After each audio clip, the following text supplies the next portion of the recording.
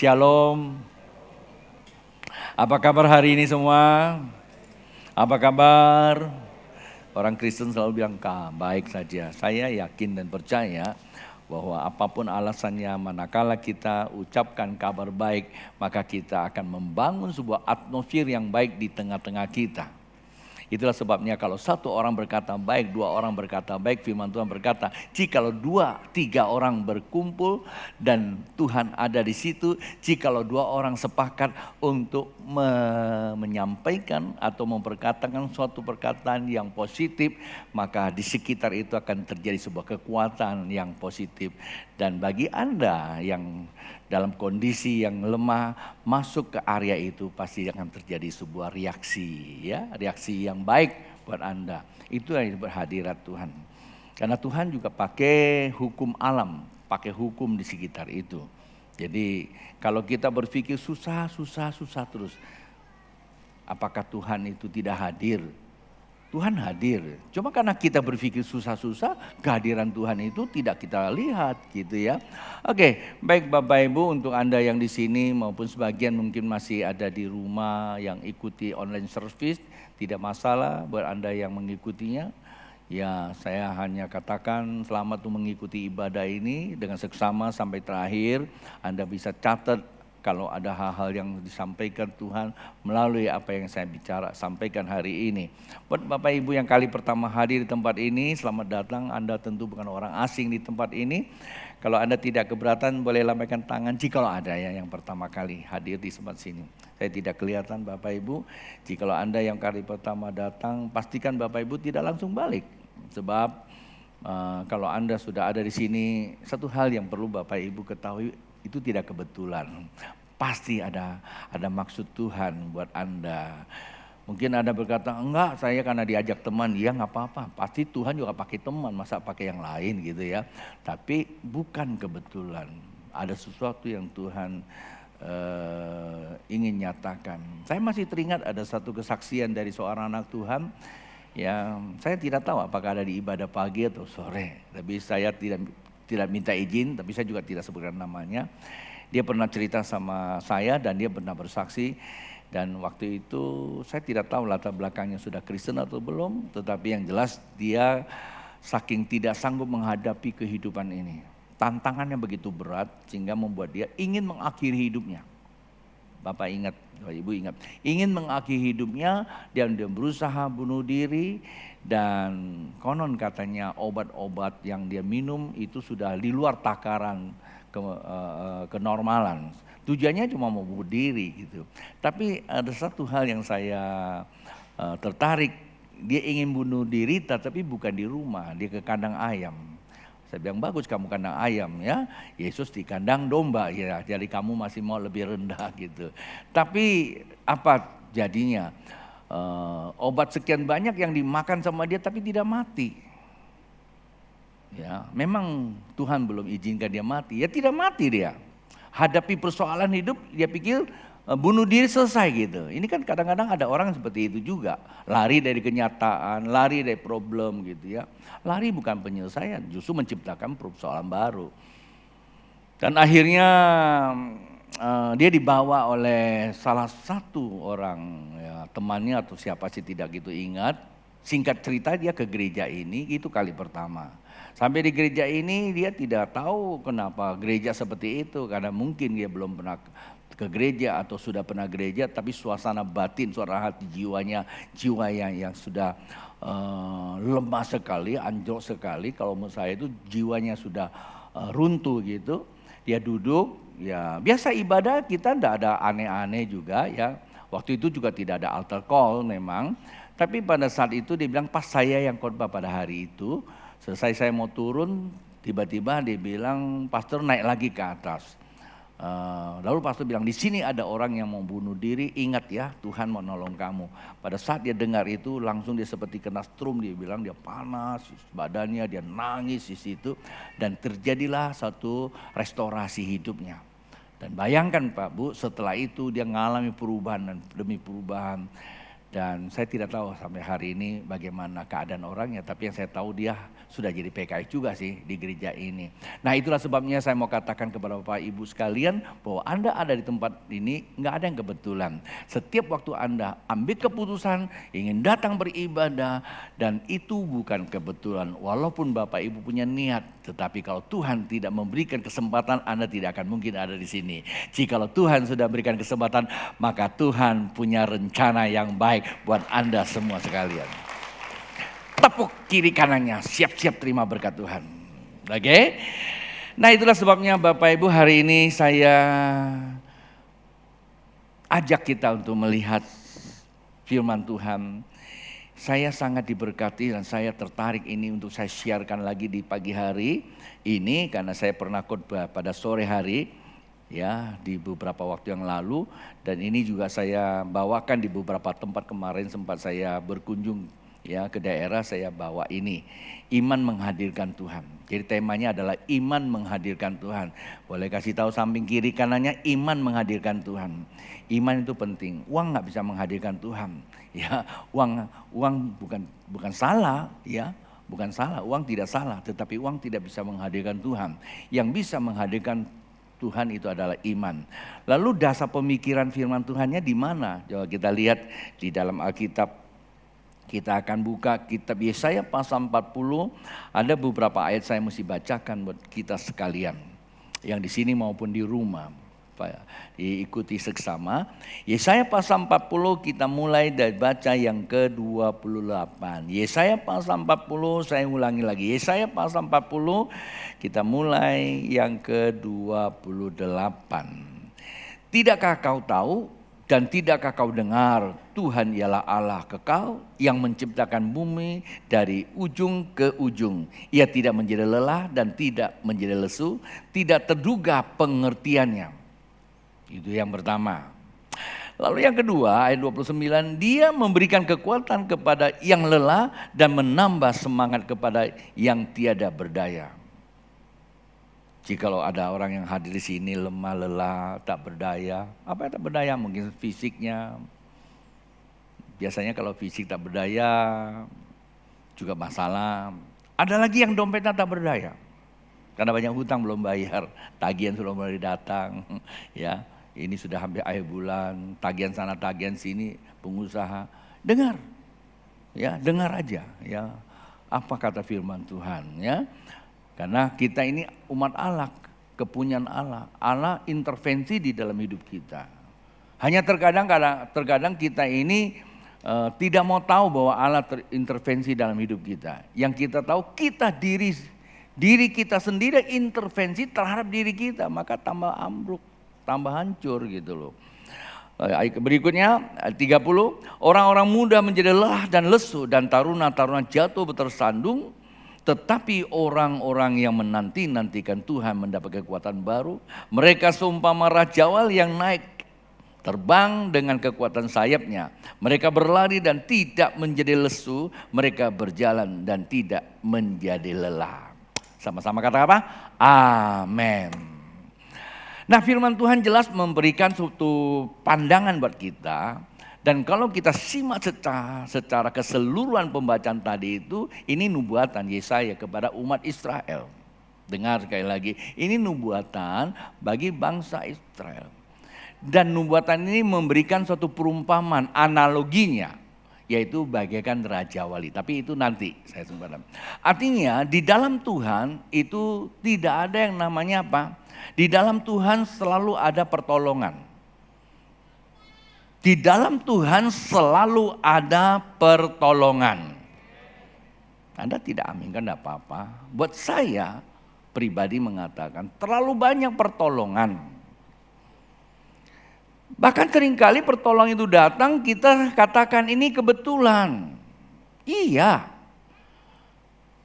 Cara Tuhan datang kepada kita terkadang seperti kebetulan. Kan saya udah bilang tadi. Hidup ini gak ada yang kebetulan.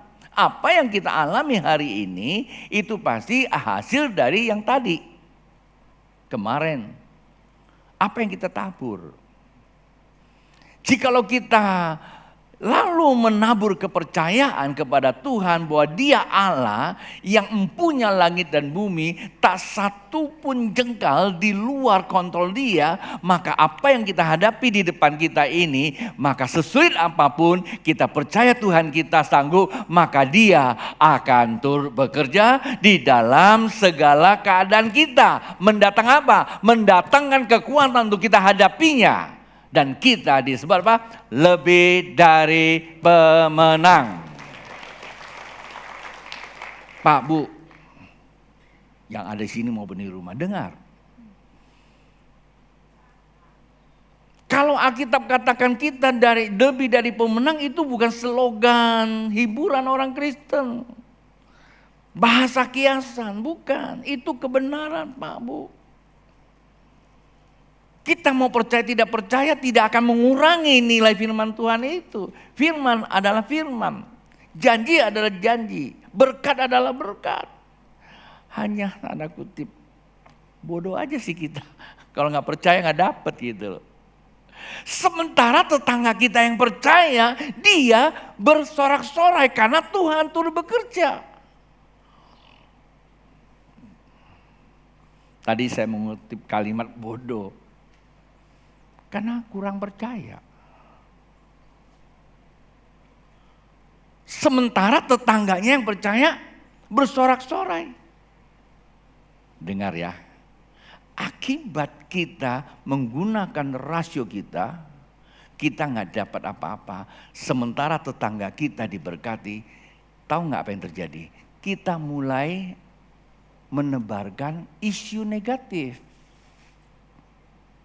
Dosa pertama karena bodoh itu kurang percaya. Menyebarkan isu negatif, tambah lagi dosa yang kedua. Anda bayangkan, kalau dosa tambah dosa itu hukum matematika, hukum dunia itu matematika, 1 tambah 1 jadi 2. Tapi dalam hukum Allah bukan begitu. Hukum Allah itu bisa saja eksponens. Berkat Allah kan tidak terduga, tidak terhingga kan? Berkat Allah nggak bisa diperhitungkan, nggak bisa ditakar dengan kemampuan kita. Allah adalah Allah.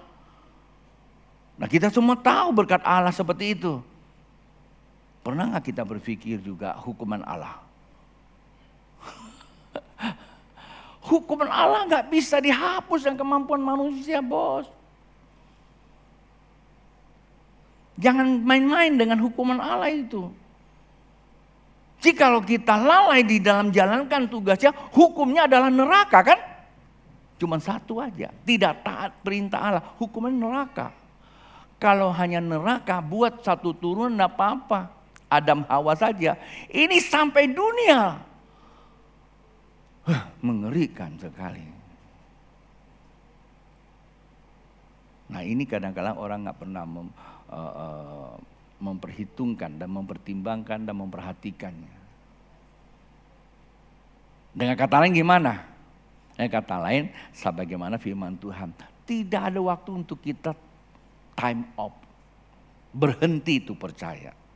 Saya masih ingat dulu kita sering buat KKR, bahkan sering kali bawa mayat, tanda kutip, ke tempat ibadah, kita doakan.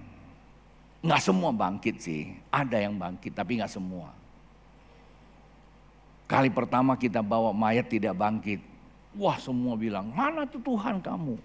Mana Tuhan kamu? Pertanyaannya gimana nih? Sebagai pastor saya, lemah nggak iman? Saya berkata, apapun boleh terjadi, tapi satu hal yang tidak akan boleh terjadi adalah saya tidak pernah berhenti untuk percaya. Sebab saya terlalu yakin Tuhan saya sanggup melakukan segala sesuatu pada waktunya. Dan akhirnya memang kita dikasih bonus, ada yang bangkit. Tapi kan tidak dijadikan objek untuk kita demonstrasi. Ya kan? Tanya Bu Kim Chu ada di sini. Ada beberapa orang ikut kami ke satu daerah. Pak Sunadi kalau tidak salah itu ya ikut ya. Dia melihat mujizat-mujizat itu. Jadi Allah berfirman tidak pernah bohong. Walaupun hari ini kau berdoa, kayaknya kok nggak dijawab, Tuhan jauh banget. Tuhan nggak pernah jauh Pak Bu, yang jauh tuh kita, jiwa kita yang jauh. Nah itulah sebabnya saya katakan iman yang menghadirkan Tuhan dalam hidup. Tuhan menghadirkan bukan Tuhan itu jauh lalu hadir. Iman kita yang membuka hadirat Tuhan itu.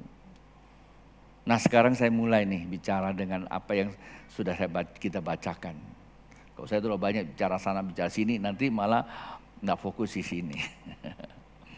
Saya mulai dari ayat 30 tadi itu. Ada 2 kalimat dasar menjadi kata kunci untuk kita simak baik-baik. Ayat 30 dikatakan apa? 31 maksud saya, 31. Tetapi orang-orang yang menanti-nantikan Tuhan mendapat kekuatan baru. 2 kalimat kata dasar. Orang yang menanti-nantikan Tuhan. Orang yang menanti-nantikan Tuhan.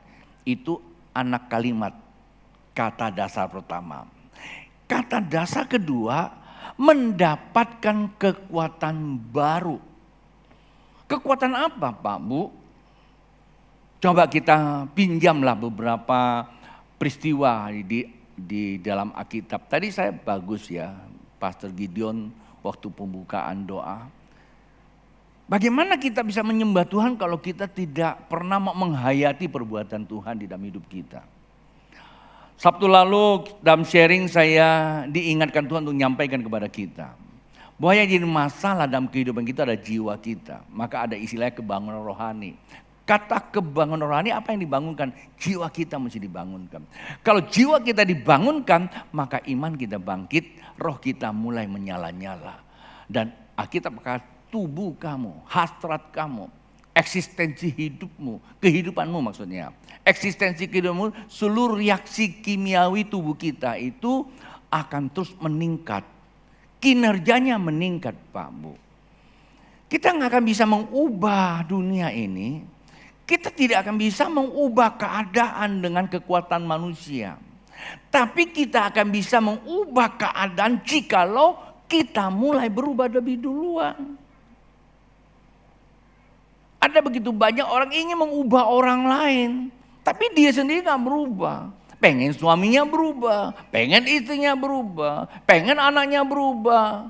Pengen apa lagi? Pengen semuanya berubah. Dengan apa? Dengan melontarkan kata-kata yang negatif.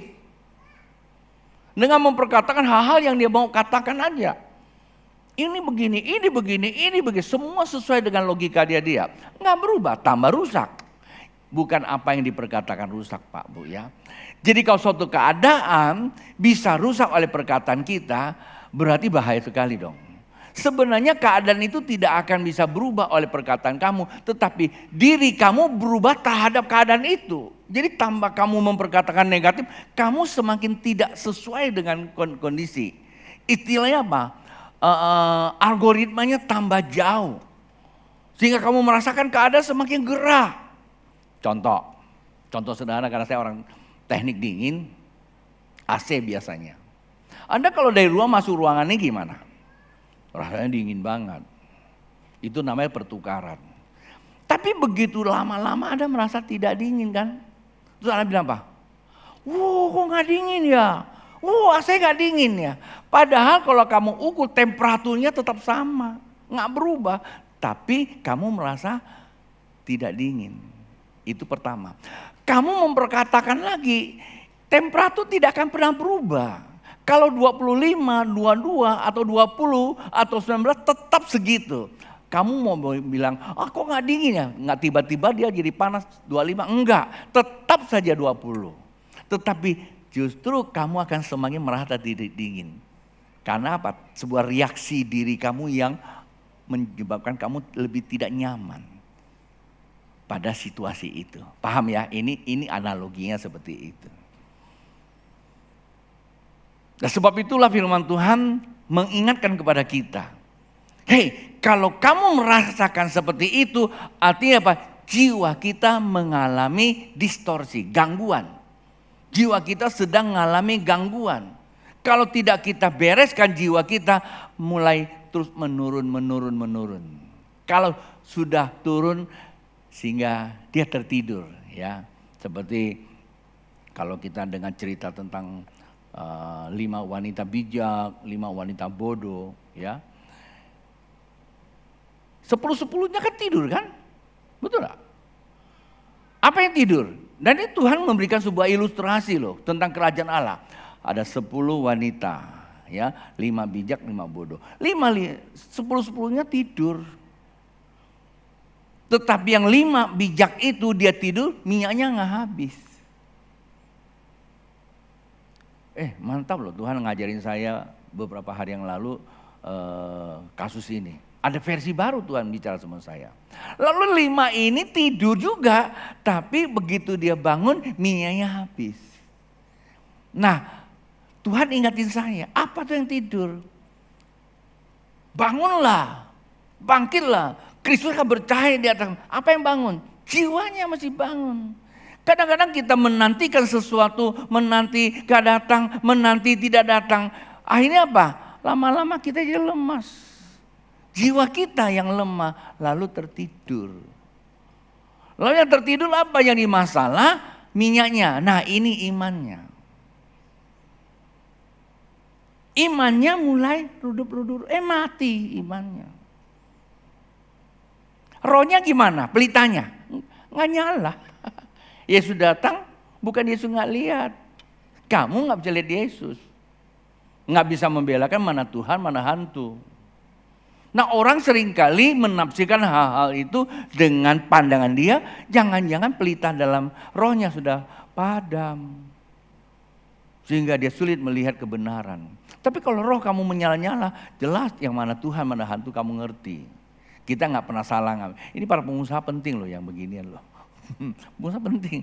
Kenapa? Negosiasi, mengambil keputusan kalau tanpa ini, wah hancur kita. Ya, hancur. Jadi perlu seperti itu Pak Bu.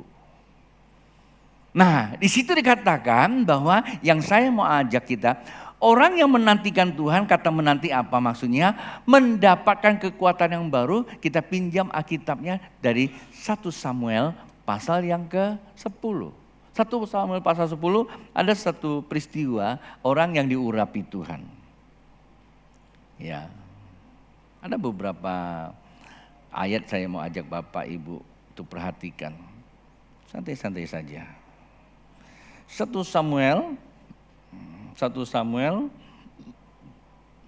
mana Samuel saya nih?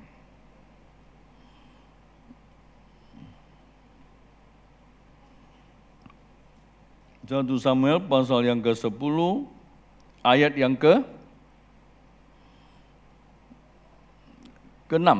Ya, apa kata Alkitab? Ayat ke-6. Ini tentang Saul. Dia adalah orang yang biasa. Kalau saya menggunakan bahasa saya, dia terjebak oleh satu keadaan. Dia tadinya hilang, dia punya lembu. Lalu dia mencari lembunya, pamannya sudah cari lembunya. Tiba-tiba ketemu dengan sekelompok orang, yaitu dipimpin oleh Samuel. Bahwa Samuel dituntut oleh rakyat saat itu untuk mengurapi seorang raja, karena dia membutuhkan raja. Lalu Samuel melihat, ada satu orang yang memang secara figuristiknya, potongan tubuhnya, ya biasanya kita juga lihat gitu ya, palanya, badannya gede, ya, dadanya gede, ya, cowok pada gede karena latihan, ototnya gede, ya, semuanya gede lah ya, ngomongnya juga gede mungkin ya. Ini aja raja diurapi sama dia. Salah nggak? Nggak salah juga, karena kata pengurapan pasti akan menimbulkan sebuah reaksi. Dan ini perjanjian Allah. Karena seorang imam kalau urapi itu pasti ada reaksi. Anda mau percaya tidak percaya itu pasti terjadi. Umpama kan saya urapi Helpi. Karena saya adalah seorang pastor yang diurapi Tuhan untuk saya memimpin. Ketika saya mengurapi dengan minyak, Anda mau percaya tidak percaya reaksi ilahi akan masuk. Namun dia akan berfungsi tidaknya bergantung kepada dia bermitra enggak. Dia mau berjalan enggak. Kalau dia nggak mau berjalan itu hanya biasa-biasa saja. Bahkan akan lebih masalah lagi kalau dia sudah diurapi dia tidak lakukan, kita kau mendukakan dia. Coba kalau Anda hire seorang karyawan ahli sampai di rumah, Anda nggak mau pakai dia. Ya, kalau dia jongos mungkin dia nggak tersinggung karena memang begitu dia cari, dia nggak tahu apa-apa. Tapi kalau dia seorang ahli, dia memiliki rasionalitas berpikir yang lebih tinggi, ya saya di sini mau dijadiin apa? Jadi jongos apa nggak dipakai kok? Dia akan tersinggung. Roh Kudus lebih dari dia loh. Apakah Roh Kudus bisa tersinggung? Roh Kudus tidak bisa nggak tersinggung. Roh Kudus tidak bisa tersinggung, tapi kamu yang menyinggung dia, maka dibilang dia didukakan. Kondisi seperti itu, Pak Bu. Nah, pada saat waktu Tuhan mengurapi Saul lewat Samuel, walaupun Saul ini bukan pilihan Allah, dan ternyata memang pada akhirnya kita tahu lah ya. Tetapi Allah urapi, Allah turut bekerja nggak? Turut bekerja. Nah kalau lihat ayat ini, dibilang apa? Ayat ini berkata apa? Maka roh Tuhan akan berkuasa atasmu. Engkau akan kepenuhan bersama-sama dengan mereka dan berubah menjadi manusia lain. Yang tadinya lemah sekarang menjadi kuat. Yang tadi tidak bisa berbicara sekarang jadi bisa berbicara. Seperti apa? Musa. Musa tahu siapa dia. Dia tahu diri. Ya. Ketika Tuhan kasih tahu sama dia, suruh dia membawa bangsa Israel keluar. Dia bilang, Tuhan siapa aku ini? Aku ini berat lidah loh. Tuhan bilang siapa yang bikin lidah? Ya kan? Begitu seseorang berjumpa dengan Tuhan, dia pasti akan berubah menjadi apa? Manusia lain. Manusia bodoh menjadi manusia yang cerdas. Kasih tahu sama kiri kamu, ketika ketemu dengan Tuhan, kamu akan jadi orang yang cerdas. Cerdas di dalam mengambil keputusan. Cerdas di dalam melakukan segala sesuatu sesuai seturut dan kebenaran. Orang datang gereja itu cerdas loh. Premisnya apa? Yang nggak datang gereja bodoh? Enggak ya. Anda jangan coba-coba nafsir macam-macam. Saya bisa dikomplain kalau ya gimana be, saya nggak ke gereja apa bodoh? Enggak, saya nggak ngomong itu. Tapi saya bilang kalau Anda mengambil keputusan untuk datang kepada Tuhan walaupun cuma datang ke gereja, itu adalah suatu kecerdasan yang Anda ambil. Kenapa? Jauh lebih baik datang ke gereja, ya kan? Kenapa? Di situ bicaranya firman Tuhan daripada Anda ke diskotik. Bicara apa? Patah hatiku jadinya. Loh gimana ya, patah hati benaran nanti ya. Gereja kan loh, ku menang bersama, kan lebih baik gitu loh ya. Walaupun mungkin khotbahnya agak sedikit nyindir-nyindir, ya nggak apa-apa lah. Ya nyindir kita jangan tersindir, kan betul nggak? Firman Tuhan memang begitu, nyenggol sana nyenggol sini gitu loh. Menjadi manusia lain artinya menjadi manusia yang strong. Karena diperlengkapi oleh roh Tuhan. Maksudnya orang yang menanti Tuhan mendapatkan urapan. Alkitab kan, mendapatkan urapan. Ketika dia mendapat urapan, roh Allah berkuasa atasnya, dia akan berubah menjadi manusia lain. Manusia yang kuat. Manusia kuat model apa? Manusia yang kuat bagaikan apa? Raja wali. Luar biasa loh Tuhan menggunakan filosofi Raja Wali. Saya nggak akan bosan-bosan loh untuk memberikan Anda gambaran tentang Raja Wali. Raja Wali statusnya tuh tinggi kan ya, terbang tinggi kan. Artinya apa? Raja Wali itu tidak pernah main yang di emperan. Ya, ada cerita tentang Raja Wali dingeremi oleh ayam. Begitu netes jadi apa? Jadi ayam, enak aja. Ya Raja Wali ya kan. Telur Raja Wali dikeremin sama ayam, netes jadi apa? Jadi Raja Wali tetap. Tapi karakteristiknya ayam. Kenapa dibesarin sama ayam? Mainnya di emperan, cari cacing, makanan gitu aja. Begitu ketemu elang, takut juga dia. Karena ayam memang sifatnya takut kan. Lari dia langsung ngumpet karena bisa dimakan sama dia. Makin lama makin gede tuh Raja Wali. Dia bingung, saya kok lebih besar daripada saudara-saudara saya yang kecil-kecil itu. Lalu satu hari dia coba kepakin sayapnya, bisa. Akhirnya karena ayam kan nggak berani naik ke tinggi-tinggi. Coba lihat ayam berani tinggi-tinggi nggak?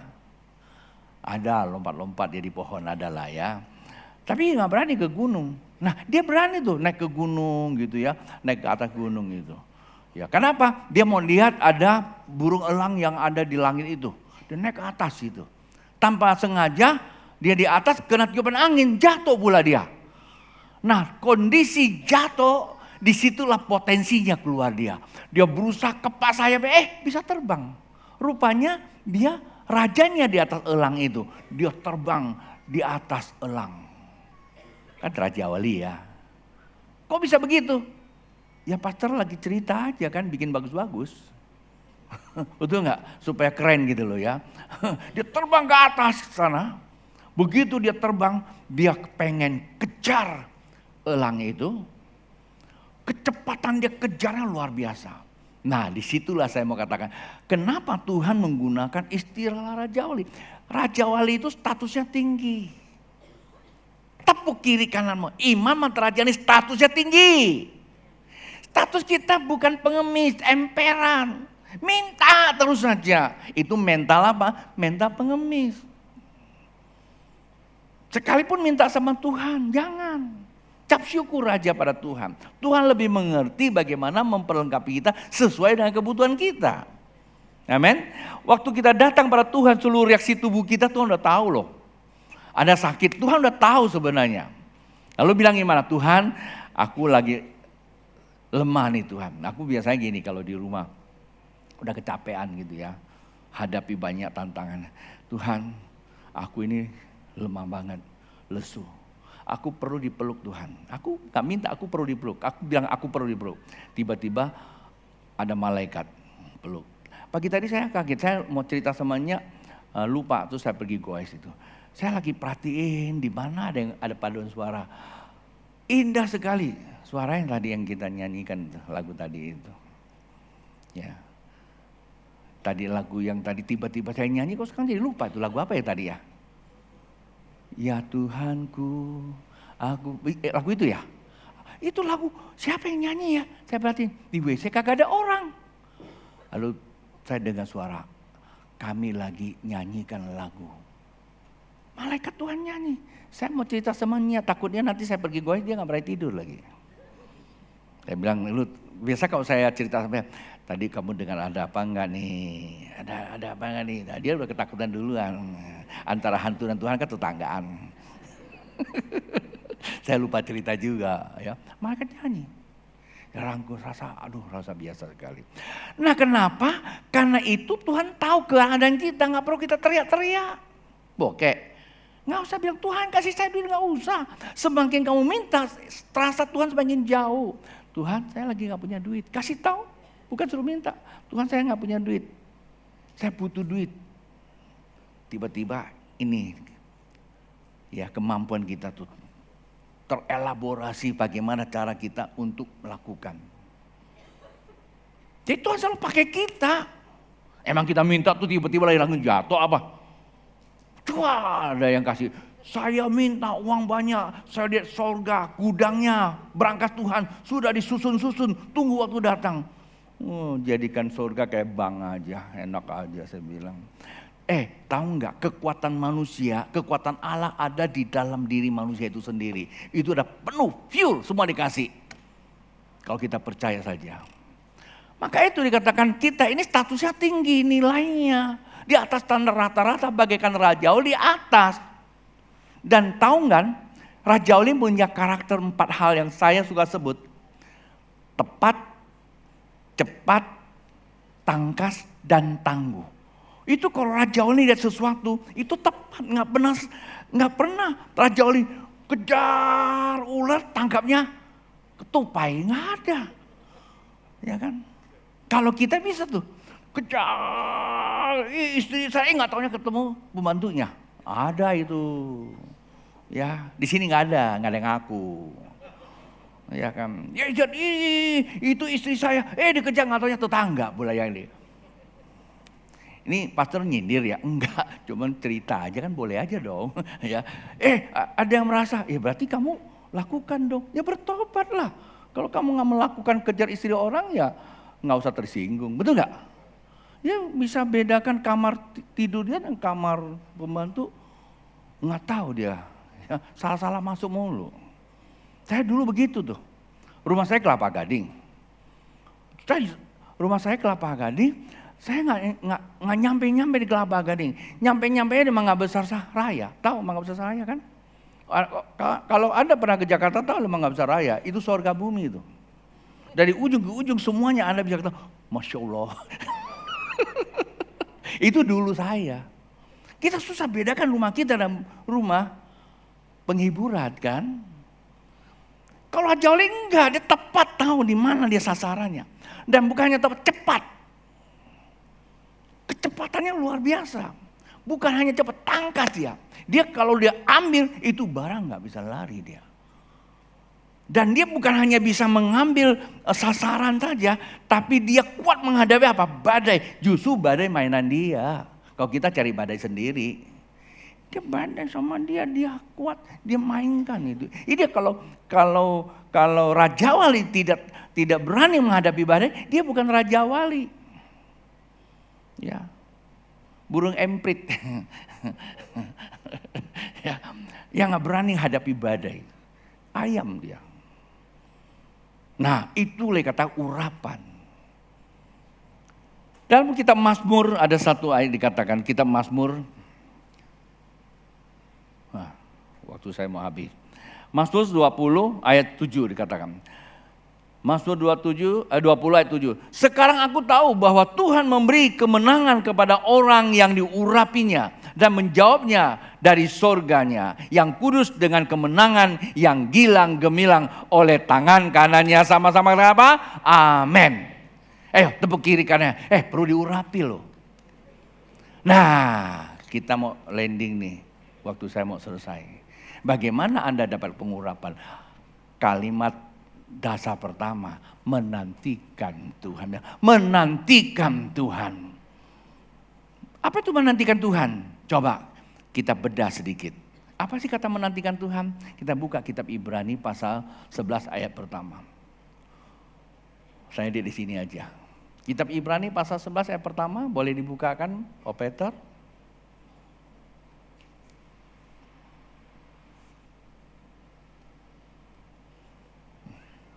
Ya, iman adalah dasar dari segala sesuatu yang kita harapkan dan bukti dari segala sesuatu yang tidak kita lihat. Itu kata iman. Iman adalah dasar pengharapan dan bukti yang tidak terlihat. Saya memberikan ilustrasi ya. Anda ini dengar saudaramu, mertuamu, siapalah kamu, mau datang dari Jakarta, naik pesawat, Anda kemana nunggunya? Ke Sudirman, terminal bus? Bisa sih ya, mungkin dari airport dia ke sana ya. Pasti Anda datang kemana? Datang ke airport kan? Betul nggak? Ngapain sana? Ke airport ngapain? Menunggu kan? Nah, kata menunggu unsurnya apa? Pengharapan. Kata menanti adalah sebuah bukti iman. Bukti bahwa ada sesuatu kamu harapkan. Kenapa kamu menanti? Kamu mengharapkan saudara kamu datang. Kenapa kamu percaya? Karena dia bilang. Buktinya apa? Ya sekarang gua menantikan dia. Nah itu dia. Kata menanti itu adalah kata lain daripada iman. Ada satu perjanjian kamu harapkan. Kamu menanti, itulah bukti kamu percaya. Maka itulah kata menanti. Nah, kalau Anda ingin mendapatkan urapan, itu kata kuncinya. Itu yang pertama. Yang kedua, kata lain daripada iman itu ada dua hal. Yang pertama, percaya, kamu berharap. Kamu menanti adalah bukti. Percaya apa? Percaya kalau kamu nggak melihat sesuatu, kamu nggak mungkin percaya. Kalau kamu tidak mendapatkan sebuah perjanjian, kamu tidak mungkin percaya. Pasti ada dasarnya untuk kamu percaya. Dan kedua, kata kamu menanti, kamu nggak mungkin diam. Pasti hati kamu bergelora. Apalagi kalau yang ditunggu itu sang kekasih kan. Apalagi kalau yang ditunggu itu orang yang dicintai. Itu pasti gelora hatinya. Padahal dia masih di Jakarta, kamu lihat flash radar. Udah terbang, hati kamu mulai bersukacita. Dan itulah reaksi kimiawi. Itulah disebut apa? Penyembahan batin, penyembahan roh. Kenapa? Karena kamu percaya Tuhan, karena ada janjinya, hati kamu bergelora. Jadi kata menanti saya simpulkan, yang pertama kamu melihat dengan pikiranmu. Yang kedua, hati kamu menyembah. Penyembahan seperti itulah yang membuat kita mengalami impartasi pengurapan. Penyembahan kita bukan karena pemusik dan pemuji di atas mimbar. Dan yang di atas mimbar penyembahan pujian penyembahan itu bukan karena aturan lagu, tapi karena memang dia tahu siapa yang dia mau puji, siapa yang sedang dituju. Hatinya bergelora. Penari-penari semua sini, saya selalu kasih tahu sama mereka semua di atas ini. Anda masuk ke atas ini bukan Anda buat manusia dan buat acara, bukan. Kalau Anda buat manusia, buat acara, nilai urapannya nggak ada. Yang ada cuma fantasi kehidupan aja. Kalau ambil fantasi kehidupan, nggak mau orang datang ke gereja. Dia lebih baik datang ke dunia fantasi. Di situ macam-macam wahananya kan. Tapi harusnya setiap kita yang melayani kalau menyembah Tuhan bukan karena acara, tapi memang kita tahu Tuhan hadir walaupun kita tidak lihat. Kalau kita tahu dia hadir, kita tidak lihat, maka hati kita bergelora. Hatiku yang menyembah Tuhan. Dan itulah dia katakan jiwa kita bangun.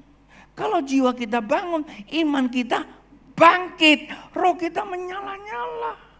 Penyembahan seperti itu akan mempengaruhi suasana di sekitar kita. Buat orang yang mungkin tanda kutip sedang mengalami masalah, loyo, lunglai, lebay. Masuk tiba-tiba disentuh. Saya dapat banyak kesaksian loh. Cuma karena mereka nggak diliput sama operator. Ada yang datang peluk saya. Wah, Babe, puji Tuhan hari ini saya ke gereja. Loh kenapa? Kemarin nggak gereja ya? Ya kayak online kemarin, online. Ya, psikoji sih. Gara-gara psikoji tuh ya. Psikoji ya, tahu nggak psikoji? Online. Gara-gara dia semua online semua. Jadi kalau online tuh hebat, bisa klik dua. Yang nggak suka sini, suka dia. Dia bilang udah lama online terus. Untung kamu nggak on, saya bilang. Satu ketika dia datang gereja, pas waktu datang gereja, Babe suruh nyanyi lagu Allah Yahweh yang, saya benar-benar terasa surga turun, ha? Nggak apa-apa, berubah, benar. Kalau kita datang kepada Tuhan dalam kondisi gelora cinta, penyembahan, Pak Bu, bukan kita yang diberkati, orang sekitar kita ngalami. Tapi kalau kita masing-masing cuma mau pengen cari Tuhan saja, hai dengar, Alkitab tidak suruh kamu cari, menantikan. Lu mau cari kemana? Cari pengkhotbah yang botak, tersinggung lagi kamu. Yang gondrong, ngomongnya pentat-pentot lagi. Susah kan? Ayo siapapun boleh, tapi kita menanti. Karena kita menyembah dia. Allah Maha Hadir.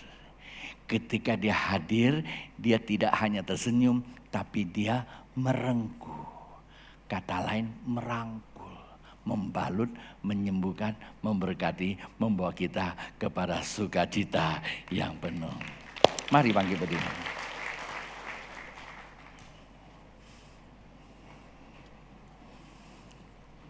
Yuk kita naikkan satu pujian untuk kita sama-sama. Biar jiwa kita haus akan Tuhan. Jiwa kita rindukan Tuhan. Ada satu lagu.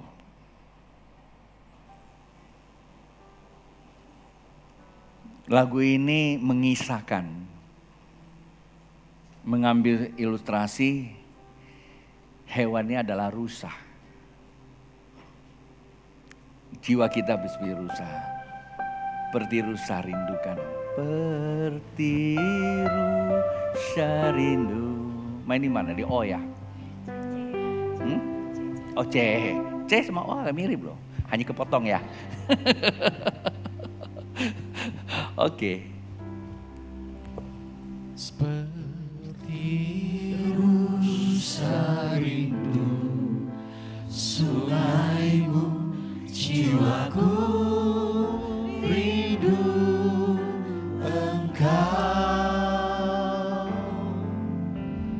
Kaulah Tuhan hasrat hatiku, ku rindu menyembahmu.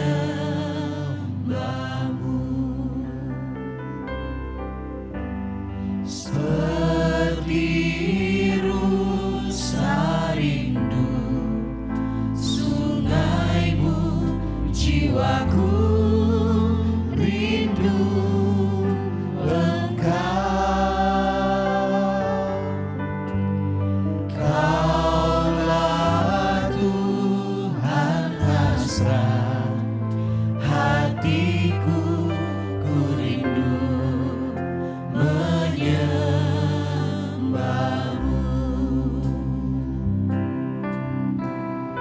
Engkau kekuatan dan perisaiku, kepadamu rohku berserah.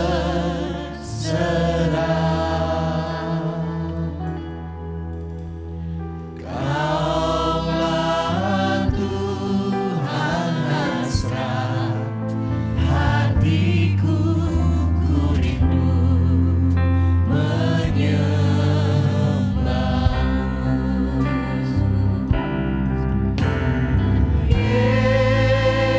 Yesus, Yesus, Kau berarti bagiku. Oh Yesus, Yesus, Kau segalanya bagiku.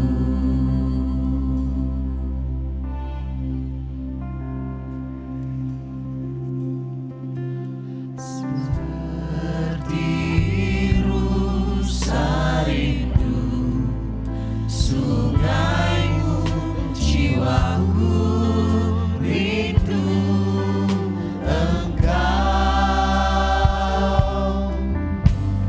Kaulah Tuhan hasrat hatiku, ku rindu menyembahmu.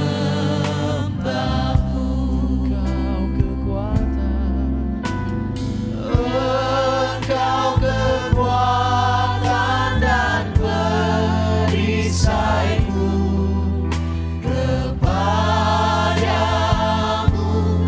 rohku berserah.